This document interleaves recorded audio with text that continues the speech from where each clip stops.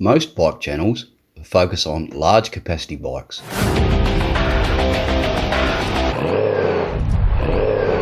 But when it comes to road riding, and in particular riding on city streets, smaller capacity bikes are just as good, and quite often better. In the 1970s, there were quite a few Japanese 500cc bikes. I did initially plan on covering all of these bikes in this video, but as Honda made so many, I need your help in deciding which 500cc Honda was the best one, before I do a comparison of all the Japanese manufactured 500s. So which 500 Honda model was actually the best? You tell me. Released in 1971, the Honda CB500-4 made its very first appearance. Being much lighter than the 750 with a similar engine, in reality it wasn't really that much slower. Its top speed was about 12 miles per hour less, and it was 1.8 seconds slower over the quarter mile. This first 500-4 also featured what was soon to become the industry standard, a wet sump, while the 750 still had a dry sump with a separate oil tank.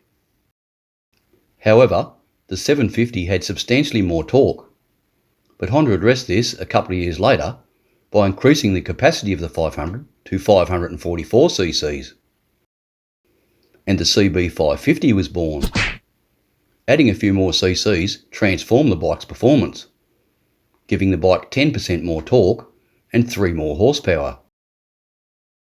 Top speed rose to at least 110 miles per hour, and the bike now covered the quarter mile in 14.1 seconds, meaning now it was only 1.1 seconds slower than the 750. That might still sound like a lot, but in the real world, it isn't as much as what you think it is. Let's have a listen to that difference crossing the line. Sure, the 750 was quicker, but I'll hardly call that an arse kicking. Anyway, the 550 still looked pretty similar to the 500, with the main difference being the mufflers. The 500 had 4 tulip-shaped mufflers, whereas the later 550s had the more traditional megaphone-type mufflers. And the 500 had front fork gaiters, whereas the 550 didn't. Both are very often overlooked classic motorcycles from that period, in my opinion. This model was the 550 Super Sports. It had a 4-into-1 exhaust system, a different seat, flatter handlebars and a different fuel tank. Horsepower remained the same, but other improvements increased torque, and the 550 Super Sports was now capable of covering the quarter mile in just 13.76 seconds, only 3/4 of a second slower than the 750. It was, at least to my eye, a very beautiful looking motorcycle.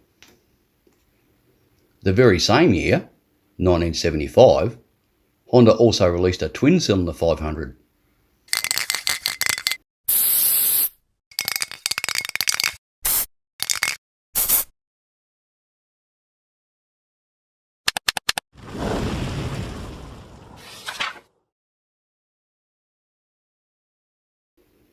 It was basically just an updated CB450 with a 498cc double overhead camshaft parallel twin engine.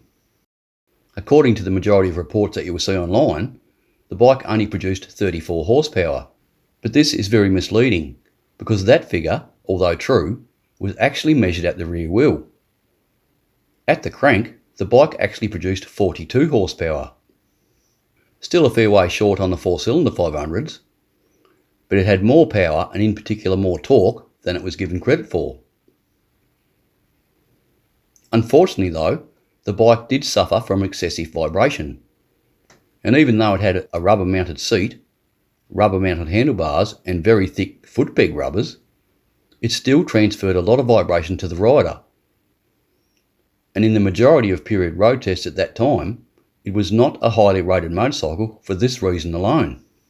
Most riders bought the 4-cylinders, and the Honda 500 Twin died a quick death after just 2 years of production.